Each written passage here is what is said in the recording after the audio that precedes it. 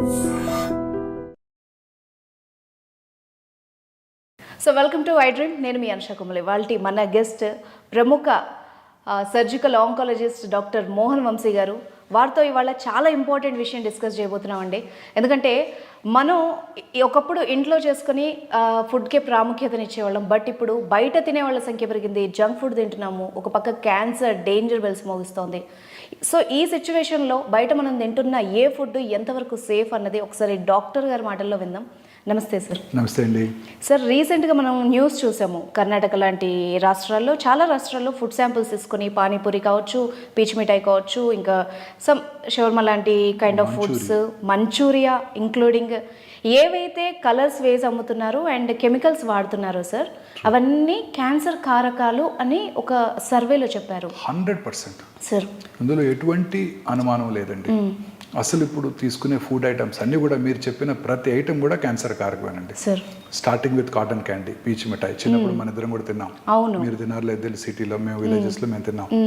ఆ పీచ్ మిఠాయి తిన్న ఆ కలరింగ్ ఏజెంట్లో రోడమిన్ బి అనే టాక్సిన్ ఉంటుందండి. ఓకే. 100% అది క్యాన్సర్ కలిగిస్తుంది. Pondicherry was the first state to ban it, followed by Karnataka, and ఇప్పుడు తెలంగాణలో కూడా బ్యాన్ చేసినట్టున్నారు. అన్ని రకాల కలరింగ్ ఏజెంట్స్ కూడా క్యాన్సర్ కారకాలండి. దేంట్లో అయినా వాడండి. అన్ని రకాల చైనీస్ డిషెస్లో వాడే ఈ మంచూరియా, ఆ చిల్లీ చికెన్, ఆ కలర్ఫుల్ చికెన్స్ ఉంటుంటాయి బయట రోడ్డు మీద పెట్టి చూపిస్తుంటారు, అన్నీ కూడా క్యాన్సర్ కారకాలండి. 100% వీటన్నిటిని కూడా మనం పూర్తిగా బ్యాన్ చేయాలండి. మీరు చూసారు మన మధ్య మన దేశంలో తయారయ్యే మసాలాలని సింగపూర్లో కూడా బ్యాన్ చేశారు. కారణం ఏంటంటే అందులో దాన్ని ప్రాసెస్ చేసేటప్పుడు అందులో వాడే కెమికల్స్ క్యాన్సర్ కారకాలు.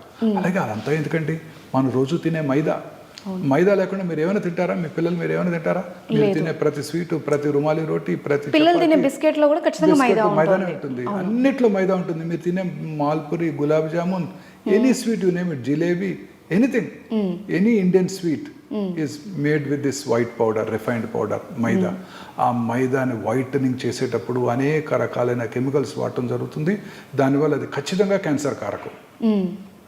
మైదా ఇది క్యాన్సర్ కారకం. మైదా రోటీస్, మైదా స్వీట్స్, ఎవ్రీథింగ్. మీరు తినే కేక్స్, వాటిలో ఉండే సాచురేటెడ్ ఫ్యాట్స్ ఒబేసిటీ కలిగిస్తాయి, అన్ని రకాల క్యాన్సర్ని కలిగిస్తాయి.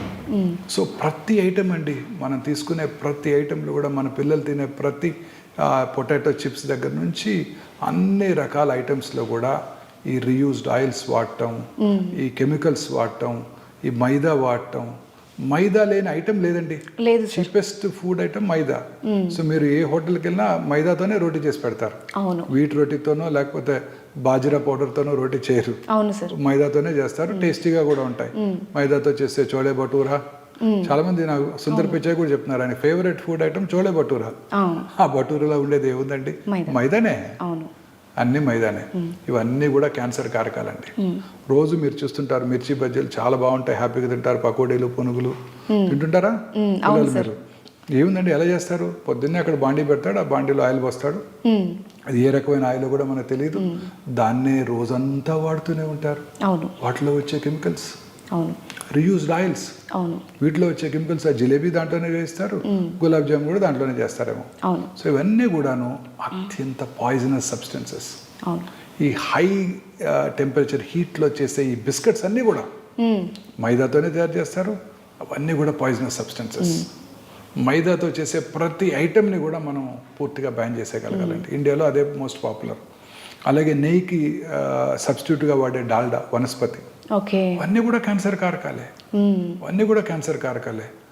అన్ని రకాల పదార్థాలు మనం బయట తీసుకునే ప్రతి ఫుడ్ ఐటమ్ చాలా విగరస్గా చేస్తున్నారు ఫుడ్ సేఫ్టీ ఆఫీసర్స్ రైట్స్.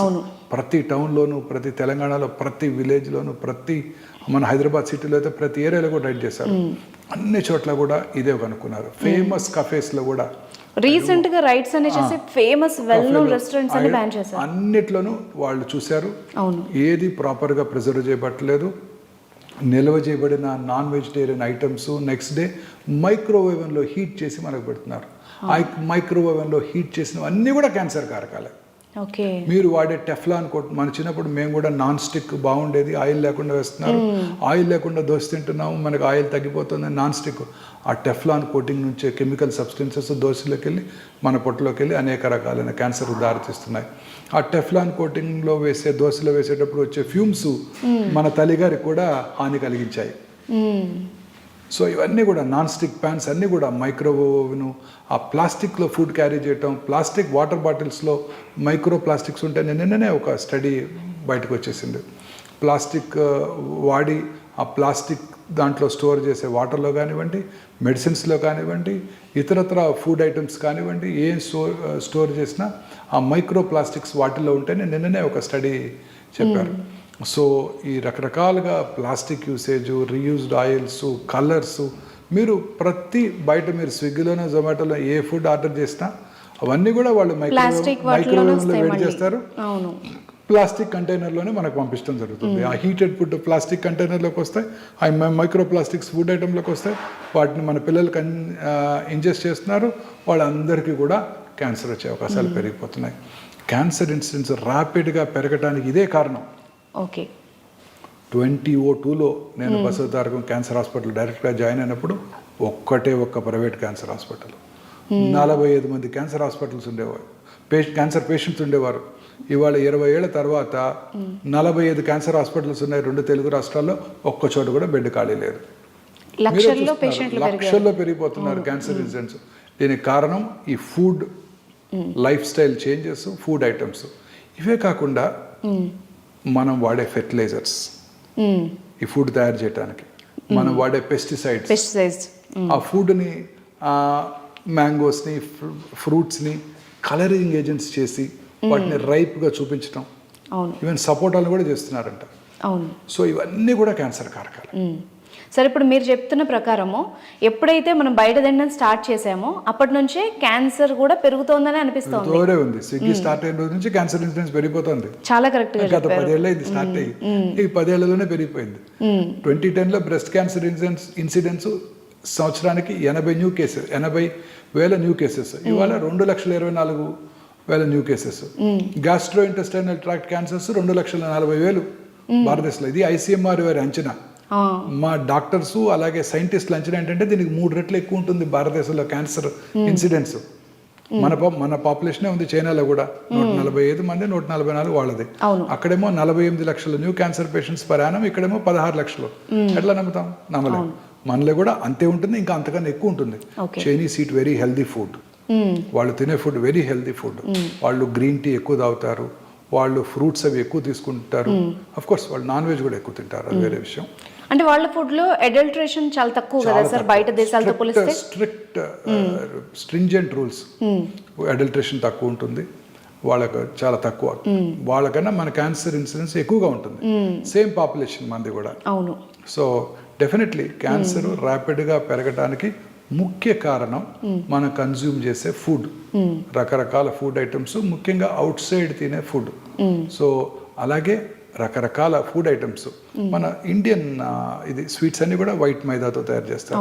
తర్వాత వైట్ రైస్, ఈ వైట్ రైస్ వల్ల కూడా కార్బోహైడ్రేట్ కంటెంట్ ఎక్కువ అవుతుంటుంది. ఆ రైస్లో ఉండే మోస్ట్ ఇంపార్టెంట్ న్యూట్రియంట్స్ అన్ని కూడా తీసివేయబడుతున్నాయి.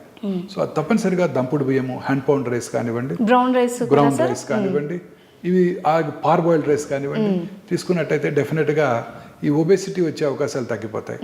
So white rice, white maida, white sugar. Okay. Sugar consumption కూడా తగ్గించాలి. భారతదేశంలో షుగర్ కన్సంప్షన్ చాలా ఎక్కువ, నార్త్ ఇండియాలో, సౌత్ ఇండియాలో కూడా ఈ షుగర్ కన్సంప్షన్ తగ్గించాల్సి ఉంటుంది. కార్బోహైడ్రేట్స్ కూడా మితంగా తీసుకోవాలి, సమపాలలో అన్ని తీసుకోవాలి. ప్రిఫరబుల్లీ ఈ షుగర్ ఐటమ్స్ మనం ఫ్రూట్స్ నుంచి ఎక్కువగా తీసుకోవాలి. Okay. Instead of taking from white sugar. White sugar బదులు బ్రౌన్ షుగర్ అంటాం, ఆ షుగర్ని వాడటం. ఈవెన్ డేట్స్ లాంటివి కూడా యూజ్ చేసుకోవచ్చు. అన్ని రకాల ఫ్రూట్స్, డేట్స్, అన్ని ఫిగ్స్, కిస్మిస్, అన్ని రకాల డ్రై ఫ్రూట్స్ లో కూడా we get plenty of carbohydrate in dry fruits along with fibre and protein and essential fatty acids.